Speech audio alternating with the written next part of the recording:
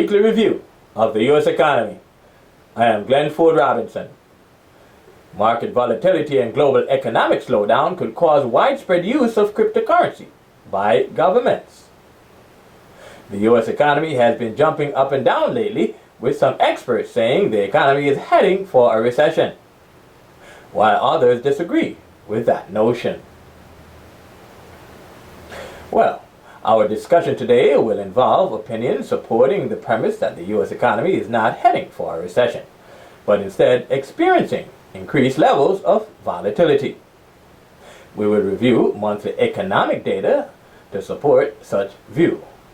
Our analysis of current economic data will help to support our hypothesis that the U.S. economy continues to show signs of improvement despite an increase in volatility.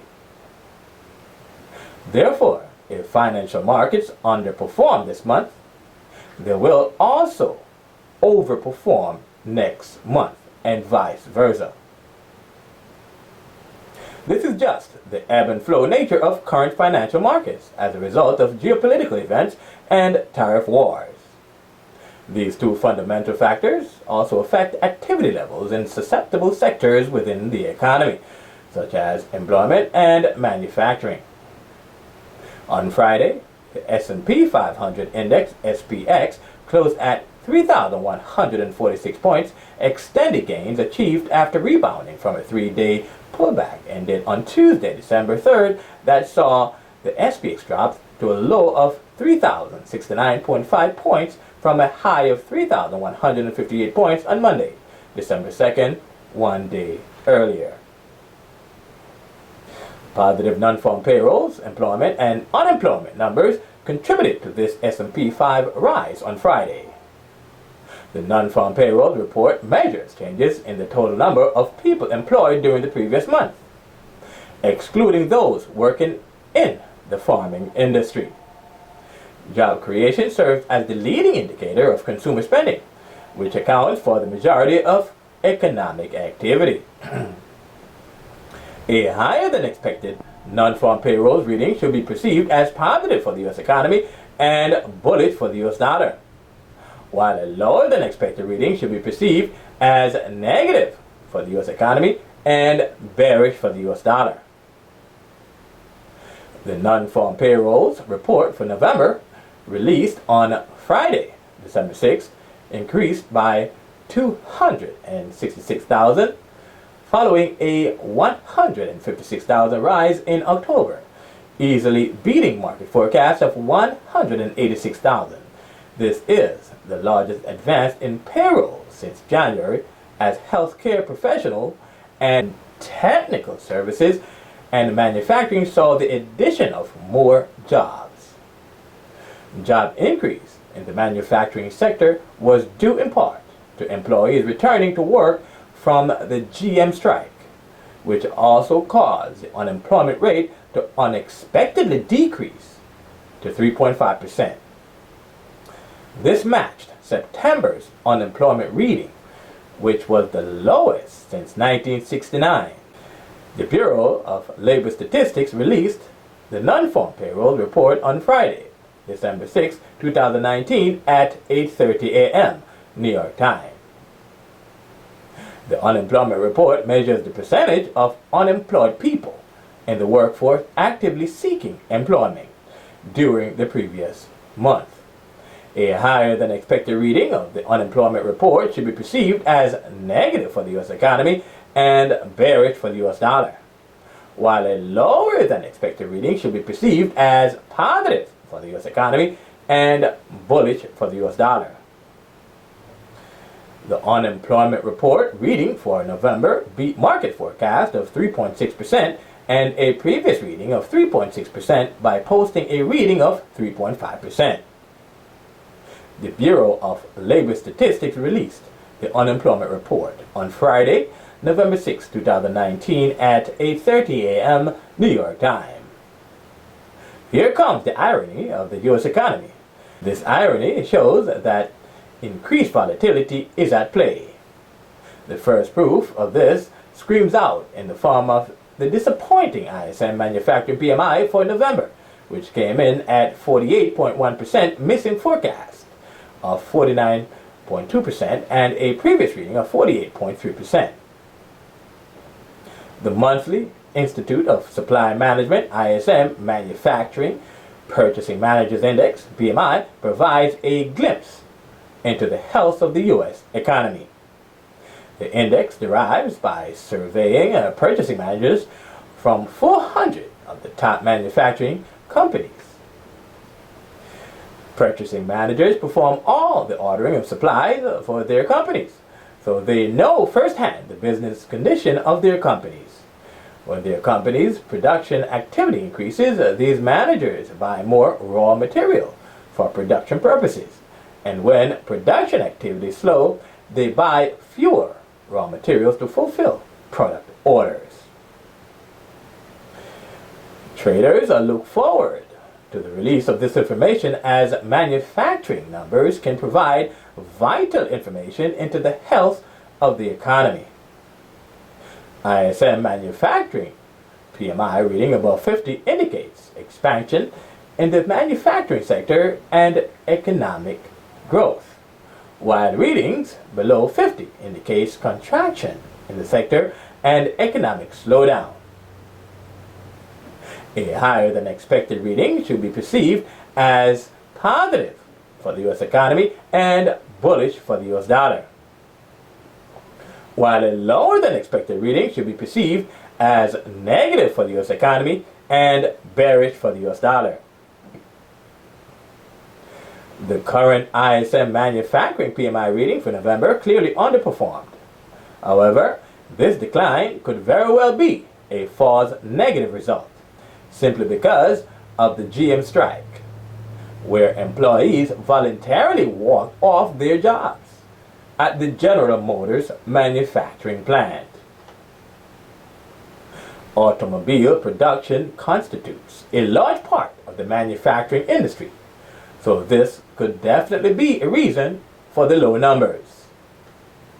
These striking GM employees have now returned back to work, so next month ISM Manufacturing PMI numbers could very well be different. A positive number, therefore, would not be a surprise. Another possible reason for the low ISM Manufacturing PMI numbers could be the U.S.-China trade war, where a complete stoppage of manufactured goods to China has occurred. The non-manufacturing ISM report on business relates to data compiled from monthly replies to questions asked of more than 370 purchasing managers in over 62 different industries, representing 9 divisions from the Standard Industrial Classification categories. The ISM non-manufacturing PMI for November registered 53.9%, 0.8% lower than the previous 54.7% registered in October, and missing forecast of 54.5%. The non-manufacturing sector grew consecutively for 118 months, and the economy grew consecutively for 124 months, but at a slower pace, according to the ISM chairman Anthony Nieves. An NMI above 48.6% over time generally indicates expansion of the overall economy according to the ISM. However, a reading above 50% indicates expansion in the non-manufacturing sector and the economy, while a reading below 50% indicates contraction in the sector and the overall economy. The chairman said the past relationship between the NMI and the overall economy indicates that the NMI for November, 53.9%, corresponds to a 1.9% increase in real gross domestic product, GDP, on an annualized basis. A higher than expected reading should be perceived as positive for the U.S. economy and bullish for the U.S. dollar, while a lower than expected reading should be perceived as negative for the U.S. economy and bearish for the U.S. dollar. Real estate, rental, and leasing, along with health care and social assistance, reported growth in November. The ISM reported that tariffs impacted prices for a broad array of products used in the delivery of services and completion of products for its clients. The Institute further asserted that it is being negatively impacted by tariff-driven price increases, with many of its suppliers reported looking for alternative manufacturing and supply location outside of China, but with limited or no success so far. The ISM released the manufacturing PMI on Wednesday, December 4th, 2019 at 10 a.m. New York time. In our analysis, we saw 2 U.S. economic data releases with positive numbers and 2 with negative numbers, even though the economy continues to grow. So, these results simply tell us that the economy continues to show some level of volatility and growth, even though the growth happens to be slow. But the economy is definitely not heading for a recession. Widespread use of cryptocurrency by governments looks more likely than the advent of a recession in the near future. Gold and Bitcoin remained relatively quiet, holding within their recent ranges of $1,454 to $1,484 per troy ounce and $7,237 to $3,659 respectively. On the Bitcoin side of things, large movement of Bitcoin have been spotted moving from one address to the next. A whale move on Friday dispatched 50,000 Bitcoins, an equivalent of $410 million US. In fact, on September 5th, a huge whale move of 94,504 Bitcoins took place on the blockchain. That equates to $711 million US. Many of these large Bitcoin moves did not occur on exchanges, but when they do, large spikes in prices will ensue. For example, if a large buy order occurs on an exchange, then a very large upward spike in prices of that cryptocurrency will follow. And if a large sell order on an exchange occurs, then a very large down spike in prices of that currency will also occur. Many proponents of cryptocurrency believe that cryptocurrency will replace fiat currency in the near future. This future could be closer than we think. Sources say China is developing its own centralized blockchain and cryptocurrency. This will revolutionize the use of centralized cryptocurrency because China has already adapted to the use of electronic payment on a larger scale than any other developed nation. Merchants in major Chinese cities no longer accept paper money or coins for payments. Elsewhere, the Ukrainian government just passed a law legalizing the use of virtual assets as payments. Germany's industrial production for October 2019 dropped 1.7% month over month, missing forecasts of a 0.1% growth following a 0.6% fall in the previous month.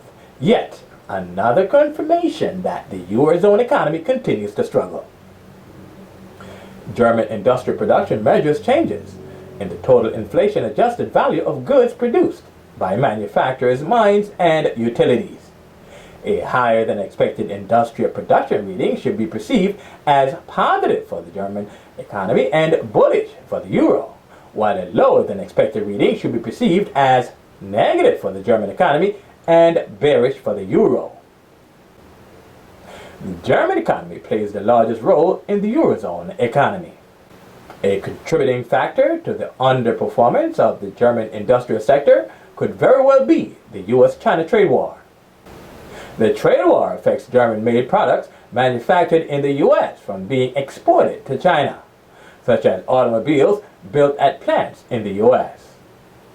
The Federal Statistical Office released the German Industrial Production Report on Friday, December 6, 2019 at 2 a.m. GMT.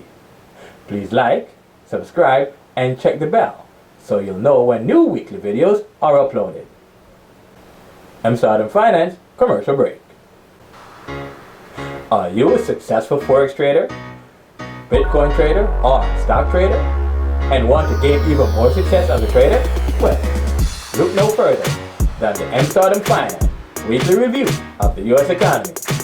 The weekly review comes in a video format and an article format. The video format, hosted by Glenford Robinson, can be seen on the Untitled Finance YouTube channel, and the article format can be seen on the Untitled Finance website at untitled.com for in-depth fundamental analysis of how to create a Forex, Bitcoin, and a stock trading strategy using the data presented in our videos and articles. Please contact 631-747-7237. Disclosure: the Untitled Finance trading team currently trades the Euro-USD currency pair, stocks, and cryptocurrency. Disclaimer: information in this video and in our articles published on mstardom.com may contain forward-looking statements which could involve a high degree of risk and uncertainties. Markets and instruments profiled in our videos and in our published articles are for informational purposes only and should never be taken as professional investment advice or recommendations to buy or sell in these assets. You should do your own in-depth research before making any investment decisions. Untitled Finance does not guarantee that the information presented in our videos and articles is free from mistakes, errors, or material misstatements. It also does not guarantee that this information is timely in nature. Investing in open markets involves a high degree of risk, including the loss of all or a portion of your investment, as well as emotional distress. All risk, losses, and costs associated with investing, including total loss of principal, are your sole responsibility. I am Glenford Robinson. I will be back next week with another edition of Weekly Review of the U.S. Economy.